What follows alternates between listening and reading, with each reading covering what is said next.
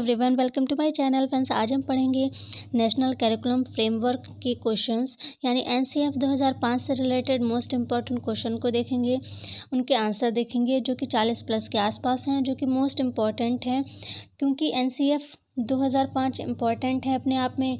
इसको कल के वीडियो में हमने सिद्धांत जाने, एनसीएफ के उद्देश्य जाने और जो उसके प्रमुख तथ्य हैं उनको जाना, और आज के जो वीडियो में हम जानेंगे एनसीएफ से रिलेटेड क्वेश्चन आंसर जो कि एग्ज़ाम्स में पीछे आए हैं या आने की संभावना भी है। तो आ सकते हैं ये क्वेश्चन क्योंकि इम्पॉर्टेंट हैं और जो कि 40 प्लस के आसपास हैं। मैंने 50 क्वेश्चन का कहा था, लेकिन कुछ क्वेश्चन उसमें बार बार रिपीट हो रहे थे तो वो 50 हो रहे थे, तो वो रिपीटेड क्वेश्चन को हटा दिया है जो कि 40 प्लस के आसपास हैं, 45 या ऐसे कुछ हैं। सभी क्वेश्चन बहुत इंपॉर्टेंट हैं। वीडियो में बिल्कुल भी स्किप ना हो, एंड तक वीडियो में ज़रूर बने रहें। और फ्रेंड्स, हमारे चैनल पर नए हैं तो चैनल को सब्सक्राइब ज़रूर कर दीजिए, साथ ही बेल आइकन को प्रेस करके ऑल पर क्लिक ज़रूर कर दीजिए। तो चलिए फ्रेंड्स, वीडियो स्टार्ट करते हैं। जो पहला क्वेश्चन है वो है, किसकी अध्यक्षता में विद्वानों ने एनसीएफ 2005 तैयार किया। जैसा कि पिछले वीडियो में भी बताया हुआ था कि एनसीएफ के अध्यक्ष कौन हैं। एनसीएफ के अध्यक्ष प्रोफेसर यशपाल हैं। प्रोफेसर यशपाल जो हैं वो एनसीएफ 2005 के अध्यक्ष हैं, तो उनकी ही अध्यक्षता में ये तैयार किया गया एनसीएफ 2005। तो मोस्ट इम्पॉर्टेंट क्वेश्चन है ये, इसको ज़रूर ध्यान रखें कि किसकी अध्यक्षता में विद्वानों ने एनसीएफ 2005 तैयार किया। तो प्रोफेसर यशपाल जो उनकी अध्यक्षता में ये जो एनसीएफ 2005 था ये तैयार किया गया। नेक्स्ट क्वेश्चन है, एनसीएफ 2005 का मुख्य सूत्र जो कि बिना जो शिक्षा है बिना बोझ के, ये जो पिछले वीडियो में भी बताया हुआ था कि मुख्य सूत्र या मुख्य उद्देश्य क्या है एनसीएफ 2005 का, तो क्या है ये आप इसको ज़रूर याद कर लें, शिक्षा बिना बोझ के। आप इसको ज़रूर, क्योंकि ये जो एक टॉपिक है पूरा एनसीएफ जो 2005 का इसी के आसपास है, इसी के इर्द गिर्द घूम रहा है कि शिक्षा बिना बोझ के ये जो है कब आया हुआ विचार था, आए नहीं यहाँ पे, कब आया हुआ विचार था। ठीक है, तो एनसीएफ 2005 के में ये जो मुख्य उद्देश्य है शिक्षा बिना बोझ के, ये विचार कब आया था जो कि एनसीएफ 2005 में इसको शामिल किया गया। ये कब आया हुआ विचार था, ये 1993 ईस्वी में आया हुआ विचार था। मतलब 1993 में ही ये विचार किया गया था कि शिक्षा बिना बोझ के हो, ऐसी क्या चीज़ें की जाएं, तो ये 2005 वाले एनसीएफ में इसको शामिल किया गया। और ये कब आया हुआ विचार था, 1993 ईस्वी में, इसको बहुत ध्यान रखिएगा। नेक्स्ट क्वेश्चन देखते हैं, एनसीएफ 2005 के अंतर्गत परीक्षा सुधारों में की जो सुधार को, किस सुधार को सुझाया गया। ठीक है, किस है यहाँ पर, किस सुधारों को, किस, ठीक है, किस सुधार को सुझाया गया। एनसीएफ 2005 के अंतर्गत परीक्षा सुधारों में किस सुधार को सुझाया गया, तो कौन से, सामूहिक कार्य मूल्यांकन, फिर दूसरा क्या है सतत मूल्यांकन, और खुली पुस्तक की परीक्षा मूल्यांकन। इनको जो है, इनमें सुधार को जो है सुझाया गया सामूहिक कार्य मूल्यांकन, सतत मूल्यांकन, खुली पुस्तक की परीक्षा मूल्यांकन। इनमें जो है इन परीक्षा सुधारों में सुधार को सुझाया गया एनसीएफ 2005 में। नेक्स्ट, विद्यालय शिक्षा का अब तक का नवीनतम राष्ट्रीय दस्तावेज़ क्या है। तो विद्यालय शिक्षा का अब तक का नवीनतम राष्ट्रीय दस्तावेज है एनसीएफ 2005। तो अब तक का नवीनतम क्यों है, क्योंकि एनसीएफ 2005 ही तो चल रहा है, अभी नया आया नहीं है। उससे पहले 1975, फिर 1988 में आया, 2000 में आया और 2005 में आया, तो ये 2005 वाला भी चल ही रहा है। तो ये अब तक का नवीनतम है, क्योंकि अगला जो एनसीएफ आएगा तो वो बाद में आएगा, अभी उसकी तैयारी चल रही है। तो विद्यालय शिक्षा का अब तक का नवीनतम राष्ट्रीय दस्तावेज है एनसीएफ 2005, ये अब तक का राष्ट्रीय जो है नवीनतम दस्तावेज है। नेक्स्ट, इस मंत्रालय की पहल पर एनसीएफ 2005 तैयार किया गया। किस मंत्रालय की यहाँ पर है, ठीक है, मंत्रालय की, किस मंत्रालय की पहल पर एनसीएफ 2005 तैयार किया गया है। जैसे कि पिछले वीडियो में भी बताया था, एमएचआरडी यानी मानव संसाधन विकास मंत्रालय जो है मंत्रालय, उसकी पहल पर एनसीएफ 2005 तैयार किया गया। किसके, मानव संसाधन विकास मंत्रालय। नेक्स्ट, एनसीएफ 2005 में किन शिक्षण सूत्रों के अधिकतम प्रयोग का सुझाव दिया गया। तो ज्ञात से अज्ञात की ओर और मूर्त से अमूर्त की ओर, ये वाला जो टॉपिक है, मतलब प्रश्न है, इसको बहुत अच्छे से याद करें क्योंकि ये वाला प्रश्न बिल्कुल सेम टू सेम किसी एग्ज़ाम्स में आया है पीछे, किसी न किसी एग्ज़ाम्स में आया, मुझे इतना ठीक से ध्यान नहीं है, लेकिन बिल्कुल यही क्वेश्चन आया हुआ है। और ये ज्ञात से अज्ञात की ओर और मूर्त से अमूर्त की ओर, ये बहुत इंपॉर्टेंट है। आप इसको जो है एकदम टिक कर लें, स्टार बना लें। इसको तो आपको ज़रूर याद रखना है कि एनसीएफ 2005 में किन शिक्षण सूत्रों के अधिकतम प्रयोग का सुझाव दिया गया। इस क्वेश्चन को किसी और तरह से भी घुमा फिरा कर वो पूछ सकते हैं, इसलिए इसको बहुत ज़्यादा ध्यान से याद करना है। ज्ञात से अज्ञात की ओर और मूर्त से अमूर्त की ओर, इसको बहुत ध्यान रखना है। चलिए नेक्स्ट देखते हैं। फ्रेंड्स, ज़्यादा इसमें कुछ समझाने को नहीं, आप बस क्वेश्चन देखिए, उसके आंसर देखिए फटाफट से। ये समझ लीजिए ये एक नोट्स हैं जो कि आप तक पहुंचाया जा रहा है। इसमें समझाने को जो था वो कल के वीडियो में आपको पूरी तरह से बता दिया गया है। उसके सिद्धांत, उसके उद्देश्य, उसके प्रमुख तथ्य, ये सारी चीज़ें आपको पिछले वीडियो में बता दी गई हैं। सारी चीज़ें एकदम क्लियर कर दी गई। यहाँ पर बस उससे रिलेटेड क्वेश्चन और आंसर हैं, एक तरह से नोट्स हैं, ये आप तक पहुँचाए जा रहे हैं। इसमें समझाने जैसा कुछ नहीं है, कहीं पर कुछ होगा तो बता दिया जाएगा। आप बस क्वेश्चन आंसर देखिए। अगर समझाएंगे इसको बहुत डिटेल में तो फिर ये सभी क्वेश्चन नहीं हो पाएंगे, और जो कि पिछले वीडियो में सब चीज़ें क्लियर कर दी हैं, इसलिए बस यहाँ क्वेश्चन आंसर देखिए। चलिए नेक्स्ट देखते हैं। एनसीएफ 2005 के अनुसार मार्गदर्शक सिद्धांत में निहितार्थ है। तो एनसीएफ 2005 जो है, इसमें मार्गदर्शक जो सिद्धांत है उसमें किस चीज़ को निहित किया गया है? ज्ञान को स्कूल के बाहर जीवन से जोड़ना। जैसे कि कल आपने सिद्धांत पढ़े हैं तो उसमें आपने ये देखा है, मोस्ट इम्पॉर्टेंट टॉपिक था ये उसका, ज्ञान को स्कूल के बाहर के जीवन से जोड़ना। यानी ज्ञान को जो है एक विद्यालय तक सीमित ना रखना, उसको बाहरी जीवन से भी जोड़ना, उसके दैनिक जीवन से भी जोड़ना। ये जो है एनसीएफ 2005 के जो है मार्गदर्शक सिद्धांत हैं। ज्ञान को स्कूल के बाहर जीवन से जोड़ना, ज्ञान को दैनिक जीवन से जोड़ना, उसको किताबों तक सीमित ना रखना, उसको प्रैक्टिकल बनाने के जो है प्रयास करना, ये सारी चीज़ें जो हैं एनसीएफ 2005 के जो सिद्धांतों में निहित हैं। नेक्स्ट क्वेश्चन देखते हैं। एनसीएफ 2005 का प्रमुख सूत्र क्या है? तो वही है इसका प्रमुख सूत्र, बिना भार के अधिगम। यानी जैसे कि अभी ऊपर पढ़ा, शिक्षा बिना बोझ के या शिक्षा बिना भार के, तो वही है बिना भार के अधिगम। या सेम चीज़ें हैं, अगर यहाँ पर लिखा हो शिक्षा बिना बोझ के तो भी सेम है, लर्निंग विदाउट बर्डन। ठीक है, ये प्रमुख सूत्र है एनसीएफ का। नेक्स्ट, एनसीएफ 2005 का प्रारंभ रविन्द्रनाथ टैगोर के किस निबंध से होती है? तो सभ्यता और प्रगति से होती है। कल भी आपने पढ़ा था, सभ्यता और प्रगति जो है किसका निबंध है? ये रविन्द्रनाथ टैगोर का निबंध है, और ये एक निबंध है। ठीक है, तो अगर ऑप्शन में आता है उपन्यास है, कहानी है, क्या है, तो ये एक निबंध है। किसका है? रविन्द्रनाथ टैगोर का जो है निबंध है, सभ्यता और प्रगति। नेक्स्ट, एनसीएफ 2005 के अध्याय विद्यालय एवं कक्षा का वातावरण में क्या बताया गया है? जो एनसीएफ 2005 का अध्याय है विद्यालय एवं कक्षा का वातावरण, उसमें क्या बताया गया है? उसमें क्या बताया वातावरण के भौतिक एवं मनोवैज्ञानिक आयाम अधिगम को कैसे प्रभावित करते हैं? ये किस में बताया गया? एनसीएफ 2005 के जो अध्याय है, एक अध्याय है उसमें विद्यालय एवं कक्षा का वातावरण, उस अध्याय में बताया गया है कि वातावरण के भौतिक एवं जो वैज्ञानिक आयाम हैं उसको अधिगम को कैसे प्रभावित करते हैं। यानी जो वातावरण का जो भौतिक और मनोवैज्ञानिक आयाम है, जो वो जो हैं अधिगम को कैसे प्रभावित करते हैं, ये चीज़ें बताई गई हैं किस अध्याय में? विद्यालय एवं कक्षा का वातावरण जो अध्याय है उसमें। नेक्स्ट, करिकुलम किस भाषा का शब्द है? तो करिकुलम लैटिन भाषा का शब्द है। ठीक है, जैसे एनसीएफ की फुल फॉर्म है ना, नेशनल करिकुलम फ्रेमवर्क, तो जो करिकुलम है वो किस भाषा का शब्द है? तो लैटिन भाषा का शब्द है। नेक्स्ट, सामाजिक अध्ययन शिक्षण का राष्ट्रीय पाठ्यक्रम कब बनाया गया? सामाजिक अध्ययन शिक्षण का राष्ट्रीय पाठ्यक्रम कब बनाया गया? 2005 में बनाया गया। नेक्स्ट, एनसीएफ 2005 की कार्यशाला कहाँ पर आयोजित हुई? इंपॉर्टेंट है ये भी। एनसीएफ 2005 की कार्यशाला एनसीईआरटी नई दिल्ली में आयोजित की गई। एनसीईआरटी बहुत ध्यान रखिएगा, एनसीईआरटी नई दिल्ली में आयोजित की गई कार्यशाला एनसीएफ 2005 की। नेक्स्ट, एनसीएफ 2005 में किस बात पर बल दिया गया है? तो शांति के लिए शिक्षा। एनसीएफ 2005 में किस बात पर बल दिया गया है? शांति के लिए शिक्षा। नेक्स्ट, एनसीएफ 2005 में क्या बताया गया है? एनसीएफ 2005 में क्या बताया गया है? सपनों के भारत को धरातल पर उतारने की युक्ति। सपनों के भारत को धरातल पर उतारने की युक्ति एनसीएफ 2005 में बताई गई है। नेक्स्ट, यशपाल शर्मा समिति जो है, यशपाल शर्मा समिति में कुल कितने सदस्य थे? 38 सदस्य थे। ध्यान रखिएगा, इंपॉर्टेंट है ये। यशपाल शर्मा समिति में कुल 38 सदस्य थे। नेक्स्ट, एनसीएफ 2005 के अनुसार सीखना क्या है?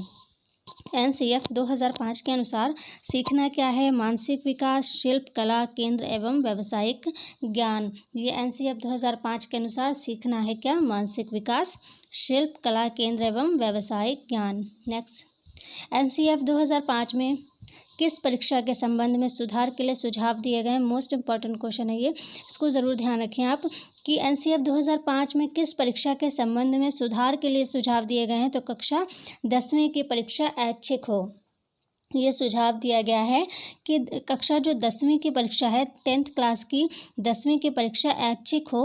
ये जो है सुधार के सुझाव दिए गए हैं इसमें, सुधार के, यानी 10वीं की परीक्षा में सुधार के सुझाव दिए गए हैं। क्या हो? ऐच्छिक हो। नेक्स्ट, पाठ्यक्रम निर्माण की आवश्यकता क्यों है? शिक्षा के उद्देश्यों की प्राप्ति है। तो NCF के अनुसार, ये सभी क्वेश्चन हम NCF के अनुसार पढ़ रहे हैं। NCF के अनुसार पाठ्यक्रम निर्माण की आवश्यकता क्यों है? शिक्षा के उद्देश्यों की प्राप्ति हेतु पाठ्यक्रम का निर्माण की आवश्यकता है। NCF 2005 का भाषा फार्मूला क्या है? NCF 2005 का जो भाषा फार्मूला है वो है त्रिभाषीय फार्मूला। त्रिभाषीय फार्मूला, और त्रिभाषीय कौन से हैं? देखिए, प्रथम भाषा हिंदी है, द्वितीय भाषा इंग्लिश, और तृतीय भाषा कौन सी है? वो है कोई भी स्थानीय भाषा। देखिए, क्रमशः प्रथम हिंदी, यानी प्रथम भाषा क्या हो गई? हिंदी, जो कि राष्ट्रीय भाषा या राज्य की भाषा, ठीक है। द्वितीय भाषा क्या है? अंग्रेज़ी, यहाँ पर द्वितीय भाषा जो है ये अंग्रेज़ी हो गई। और तृतीय जो स्थानीय भाषा होगी, जो तृतीय भाषा है ये कौन सी होगी? स्थानीय भाषा होगी, जैसे पंजाबी, संस्कृत, तमिल, इस तरह से प्रथम भाषा होगी हिंदी, द्वितीय भाषा होगी अंग्रेज़ी, और तृतीय भाषा होगी स्थानीय भाषा, जो कि कोई भी स्थानीय भाषा होगी, ठीक है। नेक्स्ट, इम्पॉर्टेंट है वो भाषा वाला, उसको ज़रूर ध्यान रखें। 23 नंबर है, NCF 2005 के अनुसार बच्चों की गलतियाँ क्यों महत्वपूर्ण हैं? तो बच्चों की गलतियाँ क्यों महत्वपूर्ण हैं? ये समाधान को पहचानने में सहायता करती हैं। ये जो है समाधान को पहचानने में सहायता करती हैं बच्चों की गलतियाँ। नेक्स्ट क्वेश्चन है, शिक्षा बिना बोझ के, जो कि NCF 2005 का प्रमुख सूत्र है, इसका अर्थ क्या होता है? पाठ्यचर्या के बोझ को कम करना, ठीक। NCF में जो प्रमुख सूत्र है उसका शिक्षा बिना बोझ के, तो उसका मतलब क्या है? उसका अर्थ क्या है? यही है कि पाठ्यचर्या को, बोझ को कम करना, पाठ्यचर्या का जो बोझ है उसको कम करना ही NCF 2005 का जो एक उद्देश्य है शिक्षा बिना बोझ के, ये उसका अर्थ है, पाठ्यचर्या के बोझ को कम करना। नेक्स्ट, NCF 2005 सिफारिश करता है कि प्राथमिक स्तर पर गणित की शिक्षा का केंद्र होना चाहिए। कैसा होना चाहिए? कक्षा में पढ़ाए गए टॉपिक्स को विद्यार्थियों के दैनिक जीवन से जोड़ना। जो गणित होता है उसको जब हम पढ़ाएंगे प्राथमिक स्तर पर, जब हम गणित पढ़ाते हैं उसको किताबों तक सीमित ना रहकर उसको दैनिक जीवन से जोड़ा जाए, ये सिफारिश करता है कौन? NCF 2005, ठीक। क्या कि किताबों तक ना रहे, उसको दैनिक जीवन से भी जोड़ा जाए, गणित को दैनिक जीवन से जोड़कर पढ़ाया जाए। नेक्स्ट, NCF 2005 गणित शिक्षण के बारे में बताया गया है कि गणित शिक्षण महत्वाकांक्षी, सुगमता, महत्वपूर्ण होना चाहिए। यहाँ महत्वाकांक्षी का मतलब क्या है? यानी NCF 2005 में क्या कहा गया है गणित शिक्षण के बारे में? कि गणित शिक्षण महत्वाकांक्षी, सुगमता और महत्वपूर्ण होना चाहिए। यहाँ महत्वाकांक्षी का मतलब क्या है? तो महत्वाकांक्षी का यहाँ मतलब है गणित के उच्च उद्देश्य की प्राप्ति। यहाँ पर महत्वाकांक्षी का मतलब है गणित के उच्च उद्देश्य या लक्ष्य की प्राप्ति, ठीक है। नेक्स्ट है NCF 2005 में गणित की लंबी आकृति का मतलब क्या है? तो NCF 2005 में गणित की लंबी आकृति का मतलब एक संकल्पना पर दूसरी संकल्पना बनाना। एकता नहीं है यहाँ पर, एक संकल्पना है, ठीक है। एक संकल्पना पर दूसरी संकल्पना बनाना, ये इसका मतलब है, इसका अर्थ है। नेक्स्ट, NCF 2005 किस पर बल देती है? NCF 2005 बल देती है करके सीखने पर, ना कि किताबों तक सीमित रहने पर। किस पर बल देती है? करके सीखने पर बल देती है। नेक्स्ट, NCF 2005 में कला शिक्षा को विद्यालय में जोड़ने का उद्देश्य है सांस्कृतिक विरासत की प्रशंसा करना एवं छात्रों के व्यक्तित्व और मानसिक स्वास्थ्य को विकसित करना, ठीक। NCF 2005 में कला शिक्षा को विद्यालय में जोड़ने का क्या उद्देश्य है? कला शिक्षा को विद्यालय में जोड़ने का क्या उद्देश्य है? सांस्कृतिक विरासत की प्रशंसा करना एवं छात्रों के व्यक्तित्व और मानसिक स्वास्थ्य को विकसित करना। नेक्स्ट, एनसीएफ 2005 में गुणवत्ता आयाम शीर्षक के अंतर्गत महत्व दिया गया है किसे? बालकों के लिए संरचित अनुभव एवं पाठ्यक्रम सुधार को जो है महत्व दिया गया है किसके? बालकों के लिए संरचित अनुभव एवं पाठ्यक्रम सुधार को। नेक्स्ट, एनसीएफ 2005 में सामाजिक अध्ययन में कौन से मुद्दों को शामिल करने की अनुशंसा की गई थी? सामाजिक अध्ययन में तो सभी स्तर के विद्यार्थियों के लैंगिक एवं स्वास्थ्य संबंधी मुद्दे, इसको जो है शामिल करने की अनुशंसा की गई थी। नेक्स्ट, राष्ट्रीय प्रश्न जो पाठ्यचर्या है, राष्ट्रीय पाठ्यचर्या की रूपरेखा 2005 के यानी एनसीएफ 2005 के अनुसार बच्चों की प्राथमिक स्तर पर भाषा का माध्यम कैसा होना चाहिए? तो मातृभाषा होना चाहिए। प्रश्न इतना बड़ा है लेकिन आंसर कितना छोटा सा है, बस प्रश्न समझने की बात होती है। राष्ट्रीय पाठ्यचर्या की रूपरेखा 2005 के अनुसार बच्चों की प्राथमिक स्तर पर भाषा का माध्यम कैसा होना चाहिए? तो वो मातृभाषा होनी चाहिए। नेक्स्ट, राष्ट्रीय पाठ्यचर्या की रूपरेखा 2005 के अनुसार कक्षा में एक शिक्षक की भूमिका कैसी होनी चाहिए? तो एक उत्प्रेरक के रूप में होनी चाहिए। कक्षा में शिक्षक की भूमिका कैसी होनी चाहिए? एक उत्प्रेरक के रूप में होनी चाहिए। नेक्स्ट, राष्ट्रीय पाठ्यचर्या की रूपरेखा 2005 के अनुसार बच्चों की आकलन का सही तरीका क्या है? तो बच्चों के आकलन का सही तरीका है दैनिक गतिविधियाँ। ठीक है, राष्ट्रीय पाठ्यचर्या की रूपरेखा यानी कि एनसीएफ 2005 के अनुसार बच्चों के आकलन का सही तरीका है दैनिक गतिविधियाँ। ठीक, नेक्स्ट, कला विषय को स्कूली शिक्षा के किस स्तर पर शामिल किए जाने पर बल देना चाहिए? तो प्राथमिक स्तर पर, पूर्व प्राथमिक स्तर पर एवं उच्च प्राथमिक यानी तीनों पर। ठीक है, कला विषय को स्कूली शिक्षा के किस स्तर पर किस स्तर पर शामिल किए जाने पर बल दिया गया है एनसीएफ में? तो प्राथमिक स्तर पर भी, पूर्व प्राथमिक स्तर पर भी और उच्च प्राथमिक स्तर पर भी जो है कला विषय को शामिल करने पर बल दिया गया है। नेक्स्ट, भीड़ भाड़ वाली कक्षाओं में किस अध्यापन की बात करनी निरर्थक है? इंपॉर्टेंट क्वेश्चन है ये। भीड़ भाड़ वाली कक्षाओं में किस अध्यापन की बात करना निरर्थक है? वो है सृजनशीलता। सृजनशीलता, इसको रचनात्मकता भी कह सकते हैं।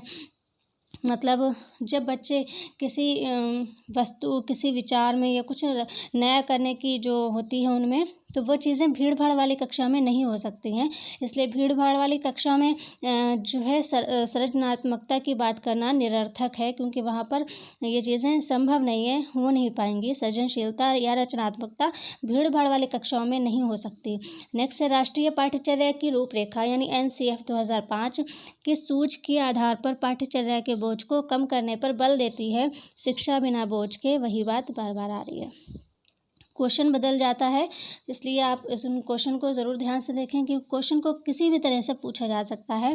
तो उसका आंसर क्या है? शिक्षा बिना बोझ के है। नेक्स्ट, राष्ट्रीय पाठ्यचर्या की रूपरेखा यानी एनसीएफ 2005 इतना बड़ा जो ये आपको दिया जाता है कंफ्यूज करने के लिए, आप इसको ना देखकर आप जो प्रश्न, मेन प्रश्न उस पर ध्यान दें तो आपका आंसर समझ में आ जाता है। ये एनसीएफ 2005 है, बार बार इसको क्या रिपीट करना। तो गणित शिक्षण का लक्ष्य कैसा होना चाहिए इसके अनुसार? यानी एनसीएफ के अनुसार गणित शिक्षण का लक्ष्य कैसा होना चाहिए? अमूर्त चिंतन का निर्माण करना, तार्किक ढंग से सोचना एवं संचालित करने की योग्यता का विकास करना। क्या है ये? एनसीएफ 2005 के अनुसार गणित शिक्षण का लक्ष्य कैसा होना चाहिए, क्या होना चाहिए? अमूर्त चिंतन का निर्माण करना, तार्किक ढंग से सोचना एवं संचालित करने की योग्यता का विकास करना। नेक्स्ट, एनसीएफ 2005 की संस्तुतियों के अनुसार कक्षा एक एवं कक्षा 2 की जो विद्यार्थी उनके लिए मूल्यांकन का तरीका कैसा होना चाहिए? तो प्रेक्षण के आधार पर होना चाहिए। एनसीएफ 2005 की संस्तुतियों के अनुसार कक्षा 1 और कक्षा 2 के जो विद्यार्थी हैं उनके लिए मूल्यांकन का जो तरीका है वो कैसा होना चाहिए? तो प्रेक्षण के आधार पर होना चाहिए। नेक्स्ट, ऑपरेशन ब्लैक बोर्ड जो कि इम्पॉर्टेंट है। ऑपरेशन ब्लैक बोर्ड का परिणाम था, मतलब कब का परिणाम था? तो राष्ट्रीय शैक्षिक योजना 1986 का परिणाम था ऑपरेशन ब्लैक बोर्ड। जो ऑपरेशन ब्लैक बोर्ड था वो किसका परिणाम था? राष्ट्रीय शैक्षिक योजना 1986 का परिणाम था ऑपरेशन ब्लैक बोर्ड। ये इंपॉर्टेंट है, इसको ध्यान रखिए। नेक्स्ट है नाटक विधि में रुचि लेते हैं कौन से स्तर के बच्चे? तो प्राथमिक स्तर के छात्र जो हैं वो नाटक विधि में रुचि लेते हैं, प्राथमिक स्तर के छात्र। नेक्स्ट, यदि आप कक्षा में रामायण प्रकरण पढ़ाना चाहते हैं तो कौन सी विधि को श्रेष्ठ मानेंगे? तो कहानी विधि को श्रेष्ठ मानेंगे, क्योंकि अगर आप उसको एक निबंध की तरह पढ़ा देंगे, एक किताब में बिल्कुल पढ़ते जा रहे हैं, तो बच्चे उस पर ध्यान नहीं देंगे, उसमें रुचि नहीं लेंगे पढ़ने पर। लेकिन आप उसको कहानी विधि के माध्यम से पढ़ाएंगे तो पूरी तरह से बच्चे सुनेंगे भी, समझेंगे भी, और जब आप प्रश्न करेंगे उससे तो शायद आप उसके आंसर अगर ध्यान से सुनेंगे तो दे भी पाएंगे। और जब आप कहानी की विधि से पढ़ाएंगे तो सभी बच्चे ध्यान से सुनेंगे। तो आप जो है कक्षा में जो रामायण प्रकरण है उसको अगर पढ़ाना चाहते हैं तो किस विधि को श्रेष्ठ मानेंगे? कहानी विधि को श्रेष्ठ मानेंगे। नेक्स्ट है 44 नंबर, पढ़ाते समय चित्र दिखाने में सबसे महत्वपूर्ण लाभ है। तो पढ़ाते समय अगर हम चित्र दिखाते रहें तो उसका महत्वपूर्ण लाभ क्या है? पाठ को समझने में सहायक है वो। कोई भी पाठ हम पढ़ा रहे हैं, अगर समय समय पर बीच बीच में हम उससे संबंधित जो चित्र हैं वो भी अगर हम दिखा रहे हैं बच्चों को, तो पाठ जो है वो आसानी से समझ में आता है बच्चों की। उससे संबंधित अगर चित्र दिखाएंगे तो पाठ जो है बहुत आसानी से बच्चों के समझ में आता है। तो क्या हो जाएगा? पाठ को समझने में, समझाने में या समझने में सहायक होता है ये। शिक्षा के क्षेत्र में पाठचर्या शब्दावली की ओर संकेत करता है। किस ओर संकेत करता है? शिक्षा के क्षेत्र में पाठचर्या शब्दावली किस ओर संकेत करता है? तो विद्यालय का संपूर्ण कार्यक्रम जिसमें प्रतिदिन अनुभव प्राप्त करते हैं। विद्यालय का संपूर्ण कार्यक्रम जिसमें प्रतिदिन अनुभव प्राप्त करते हैं, ये संकेत करता है। नेक्स्ट, NCF 2005 में सुझाव दिया गया है जिसमें सूचना को क्या मानने से बचा जाए? ज्ञान मानने से बचा जाए। किसे? सूचना को। NCF 2005 में सुझाव दिया गया है जिसमें सूचना को क्या मानने से बचा जाए? ज्ञान मानने से बचा जाए। सूचना को ज्ञान मानने से बचा जाए। नेक्स्ट, NCF 2005 सिफारिश करता है कि प्राथमिक स्तर पर गणित की शिक्षा का केंद्र होना चाहिए। यानी NCF 2005 क्या सिफारिश करता है कि प्राथमिक स्तर पर गणित की शिक्षा का केंद्र क्या होना चाहिए, कैसा होना चाहिए? तो कक्षा में पढ़ाए गए टॉपिक को विद्यार्थियों के दैनिक जीवन से जोड़ना, जो कि अभी आपने ऊपर पढ़ा था।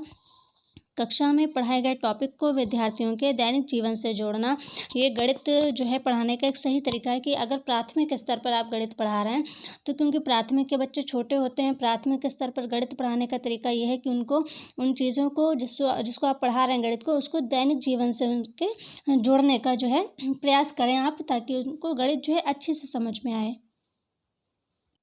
क्योंकि जब आप उनको गणित पढ़ाएंगे प्राथमिक स्तर पर, उनको उनके दैनिक जीवन से जोड़ेंगे कि कुछ भी आप बताएं जो दैनिक चीज़ें होती हैं उनके बारे में आप उनको बताकर पढ़ाएंगे तो उनकी समझ में आएगा और वो गणित विषय के प्रति रुचि भी लेंगे और आसानी से समझ सकेंगे। सो फ्रेंड्स, आज की वीडियो में हमने 47 क्वेश्चन को लिया है और सभी NCF से रिलेटेड क्वेश्चन है जो कि पिछले किसी न किसी एग्ज़ाम्स में आए हैं और आने की संभावना भी है। तो वीडियो कैसा लगा आपको कमेंट में ज़रूर बताइएगा। आज के वीडियो में फ़िलहाल बस इतना ही, मिलते हैं अगले वीडियो में, तब तक के लिए टेक केयर, बाय बाय।